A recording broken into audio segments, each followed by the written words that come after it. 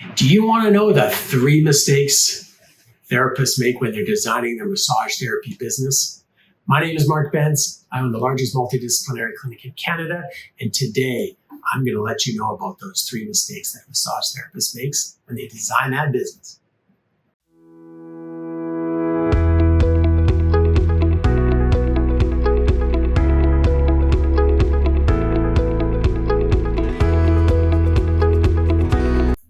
The first mistake, and boy, this is an important mistake, is people don't understand the numbers. And I've harped about this many times, but I got to keep harping because you got to know your numbers. So I'll give you an example. If you have a goal of achieving X and you need 5 rooms, because you can figure out how much rent you're going to charge. Okay, I look at about 75% busy. So I take into account rainy days. I take into account snowy days. I take into account, we have people that protest outside of our building. So I take into account that people might not show up for their treatments. So I'm always looking at 75%, and it gives me a nice conservative amount to be confident that, hey, when we're always at about 90 to 100, things are going to work out. So really, really important. When you look at your numbers, how many rooms do you need to achieve that financial outcome? Because as I say, it's very different, 3 rooms to 5 rooms to 7 rooms. And another way of looking at it, maybe you bought a place and it only has 3 rooms.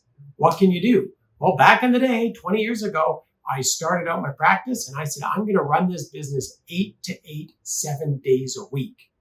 So look at it. You could say, wow, I could have a therapist in there 5 days a week, only one. That means they had 5 shifts, Monday, Tuesday, Wednesday, Thursday, Friday, let's say.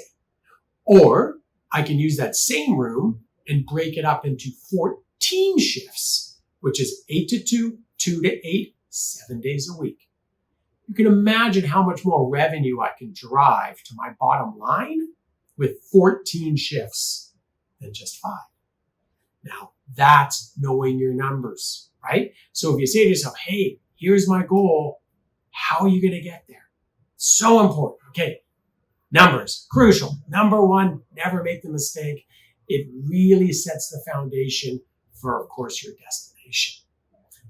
Number 2, when you're looking at it, who do you want to attract in client and in therapist? So I'll just give an example. Say you love sports massage and you're thinking, God, you know what? I want to deal with more athletes, maybe Olympic athletes, maybe provincial, maybe local, whatever they are. You want to deal with athletes. Cool. You want to do some sports massage. I would suggest, and we have this in our clinic in the space, I would suggest that you develop an area for stretching and strengthening. And it doesn't have to be a big area, right? It could be easily 5 feet by maybe 5 feet in the corner. And that's useful if you're attracting sports massage therapists or athletes because you want to show them exercises that they can relate to in the gym. Now, of course, you can do anything you want in the treatment room, but it's not what they know in the gym. So set some barbells up, set a bench, set cables, set bands, whatever it is. You can have that exercise area. Could be small, could be large. Depends on what your focus is. Imagine if you're doing a relaxation or rejuvenation massage therapy clinic. Well, then, okay, great. Take a look at looking at your rooms. You know, how does that support the therapist? They're in there 6 hours a day. So how does it support it? I like larger rooms. I started in a small clinic with a tiny room. The room was 10 feet this way, like it is here, with about 6 feet this way. And it had a table that was about 2.5 feet wide. That meant very little on each side.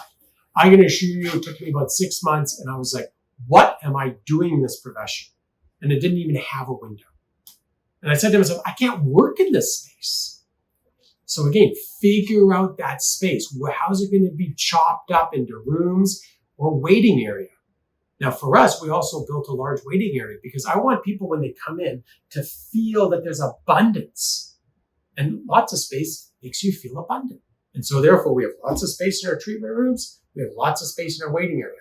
Now I could have squeezed out a couple more treatment rooms, but then they'd all be small and the waiting room would be small. And that's not my outcome. My outcome was to give abundance. And I figured out my numbers that with the waiting rooms I have, I can make it happen.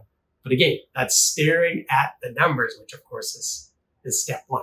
So step two, figure out who you're attracting, therapists and clients. Step three, once you've figured out who you're attracting, how is it going to feel? The ambience, as I said, is it an open space? Is it a closed space? Does it smell nice? Does it have fun music? Maybe if you're doing sports massage, you have fun music playing. Or is it totally relaxation and you have a beautiful Gregorian chants playing? What is it, right? How are you painting the walls? Do you have, so downstairs we've got these Olympic athletes that have seen us. They've signed the pictures. So we have this really cool, I call it the Wall of Fame. And we have sports people. We have all different types of people from the community, but it's there to represent what we do. So what is the ambience? Number three, the ambience of what it is. And again, what does it mean to the therapist? What does it mean to the client? Now, in a much larger clinic like ours, with like 60 people in a company, you also think about what does it mean to the staff, right? The administration team. So you got to always be thinking all those three things. So look back on this. Number one, the finances. Number two, what are you identifying? Sports massage, relaxation, as I say. Very important to figure that out. Number three, what is the ambience people are getting when they come into your space? And don't leave it to sort of free will, like, oh, it's all going to work out. It doesn't. Remember, you're the pilot of this plane. You're flying this bad boy. Get out there and take action. Can't wait to see you in the next video.